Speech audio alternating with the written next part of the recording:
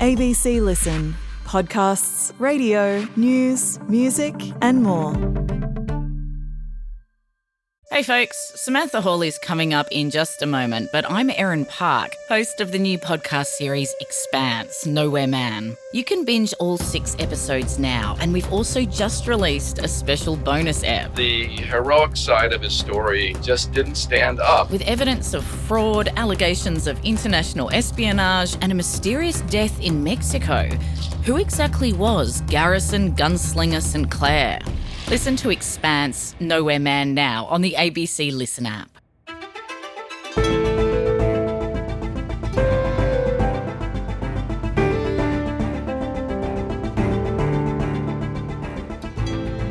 Australia's productivity may be among the worst in the developed world, but do we even understand the root cause of the problem? We're told boosting it is the only way to improve our living standards, and a summit in Canberra is looking into it. Today, Chief Business Correspondent Ian Verrender on the key factors the experts are not even considering. I'm Sam Hawley on Gadigal land in Sydney. This is ABC News Daily.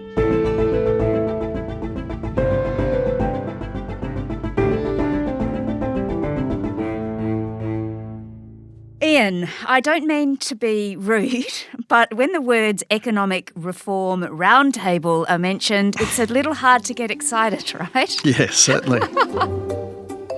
The federal government's 3-day Economic Reform Roundtable is underway in Canberra. Business leaders, politicians and unions are all at the roundtable with a goal to drive productivity and boost living standards. That expectation that life will get better for each successive generation is Australia's generational bargain. And for many generations we have fulfilled that promise, until perhaps now. The message very clearly from Australian businesses at this roundtable will be that we have become a costly, complex and cumbersome economy in which to operate. Okay, so you're going to actually make this exciting, okay? Okay. Because it is an important topic for all of us. It's productivity. But what is that? It should be a simple concept, right? Just explain it. Well, yeah, look, it is a simple concept. And look, all it is that you have to measure the amount of output over a given period of time using the same amount of input. So when we talk about labour productivity, we're talking about, for example, one person over the course of, say, 15 minutes or an hour and how much they produce over that period of time. And that can change depending on what kind of machinery you're using, what kind of management practices are in place. You think about if somebody said to you, hey, Sam, can you go and dig up the MCG for me and here's a shovel? You'd probably come back in about 6 months or a year's time and say, done. Yes. But if you got on one of Kerry Stokes' big earth-moving things, you'd probably have it done in under a day, Yeah, of course. So productivity, it's simply making things easier and faster to do, right? Yeah.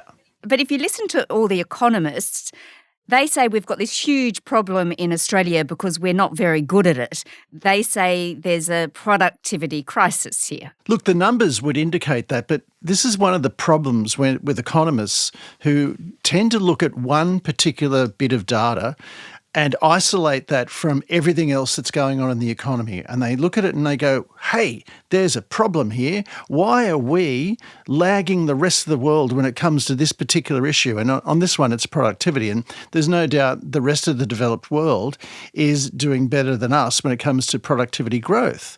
Now, the problem here is there's a whole lot of issues with measuring productivity. The one I just mentioned, that's an easy way of measuring productivity, with digging up the MCG.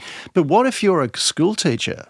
How do you measure productivity there? Do you say, well, why don't we double the size of the class? Instead of teaching 30 kids in the class, why don't we put 60 into your class? That'll mean you're twice as productive as you used to be. Well, does that mean that you're going to be a better teacher? Does that mean the kids are going to get a better education as a result of that? Probably not.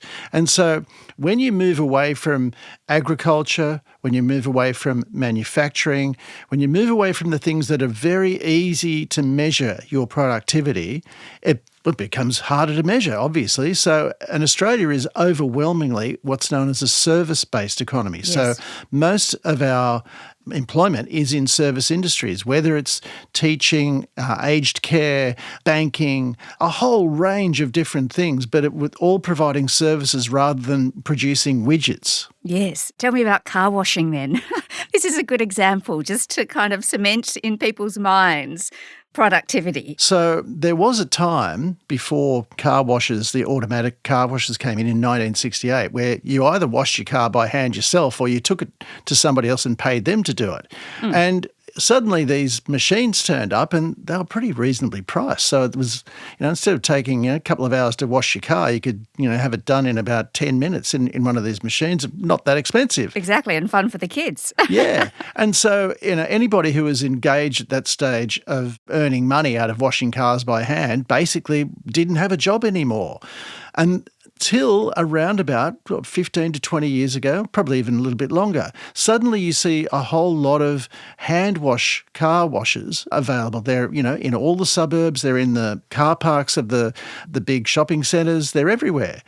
And you have to ask, well, why is that? And it's because labour seems to have become cheaper relative to what it used to be. Right. What we're overlooking, what seems to be verboten in this whole conversation about productivity, is the impact of our immigration policies. We bring in a lot of students into the country, only half of whom are at university. The rest of them are engaged in kind of education things, but really this is just a way of importing very cheap labour, which is basically negative productivity. So hand washing cars makes us as a nation less productive, basically. It does, yeah.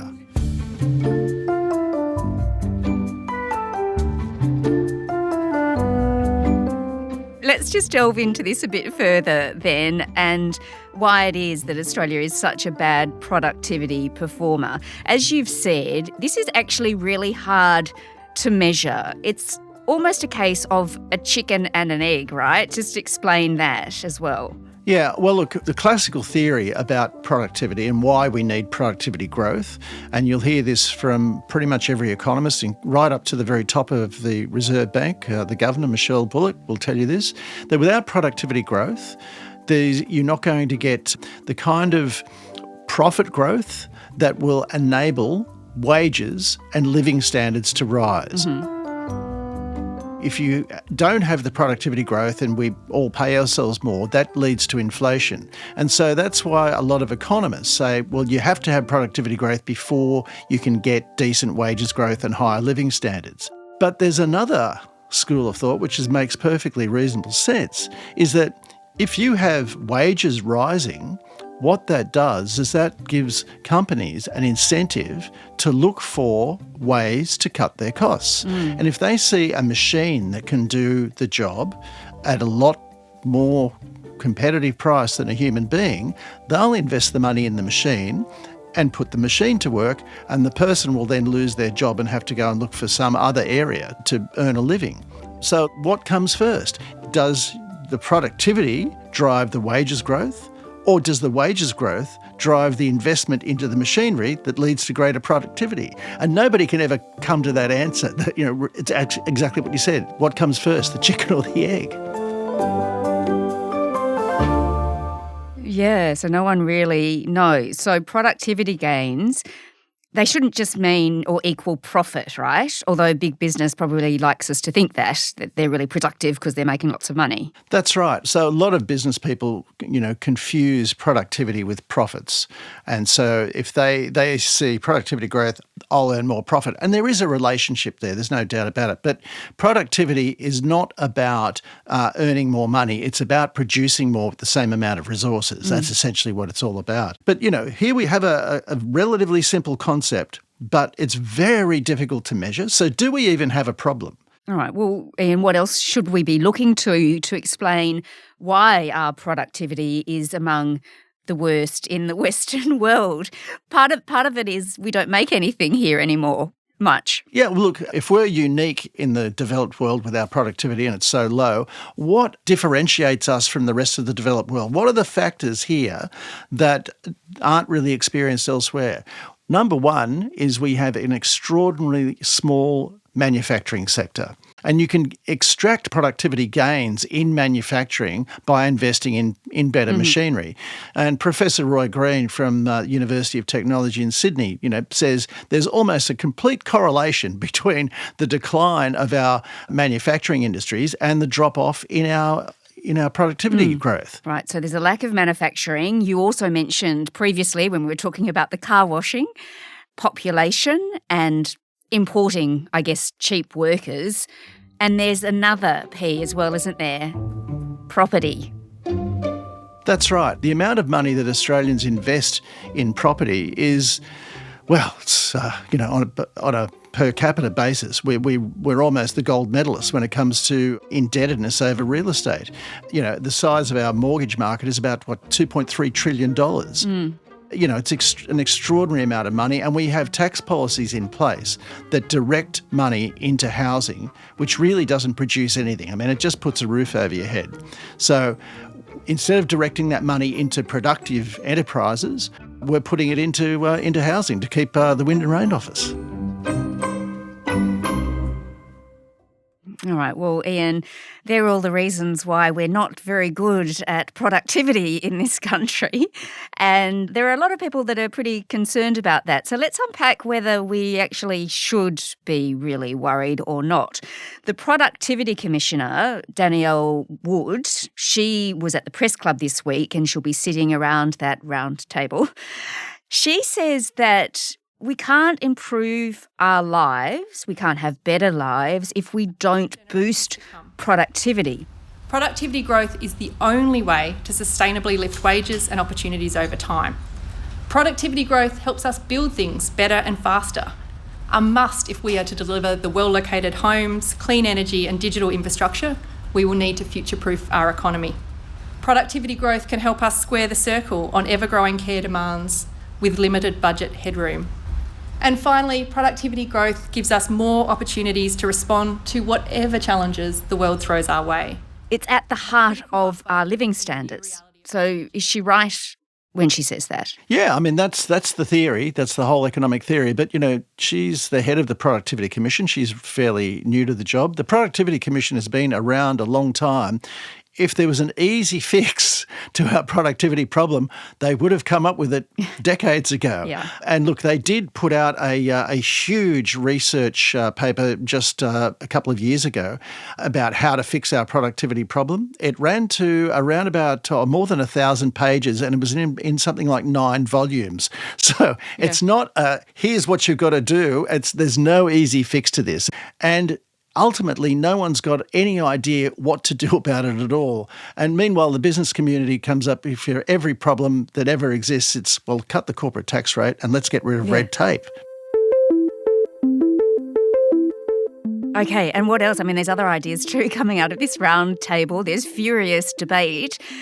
You mentioned the corporate tax rate, increasing the GST, the 4-day work week. There's a lot of ideas floating around at this point. There are. And look, it's a good thing that people are actually getting together and trying to talk this out. You've got to be very careful when you just make blanket statements about let's get rid of red tape. I mean, red tape often is regulations, and regulations very often are put in place for very good reasons. We have, speed limits on the roads, for instance. That's a regulation. I mean, but I'm pretty sure most of us would like those to remain in place. There are a lot of regulations, I guess, that could be streamlined. You have that overlay of state, federal and local government. You've got to go through 3 sets of hoops to get something done sometimes. So there's a lot of areas where we could be better at our regulatory processes. There's a whole lot of areas around tax where we could, for instance, capital gains tax discounts, perhaps look at the money that's in superannuation and the tax benefits that are handed out to people who are very wealthy. There's a whole lot of areas where we can reform tax in a way that actually promotes investment to try and address this problem. All right. Well, in the end, Ian, what do you think? Is this a crisis? And what happens if we can't fix it? Well, look at it from another perspective, okay? So the amount of immigration that we've had over the past 15 to 20 years particularly, and it did jump drastically after 2005, 2006.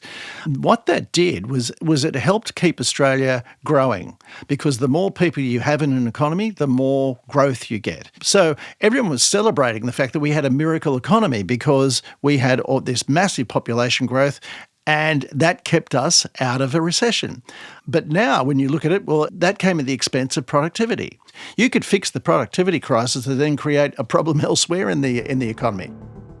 But look, it's worth having a look at this. It's worth trying to figure out what the problem is and how to fix it. But there is just no easy solution, because we can't get our head around exactly what the problem is. All right. Well, Ian, thank you very much for making that far more interesting than I thought it would be. Thanks, Sam. Ian Verrender is the ABC's Chief Business Correspondent. This episode was produced by Sydney Peed. Audio production by Sam Dunn. Our supervising producer is David Cody. I'm Sam Hawley. To get in touch with the team, email us on abcnewsdaily@abc.net.au. Thanks for listening.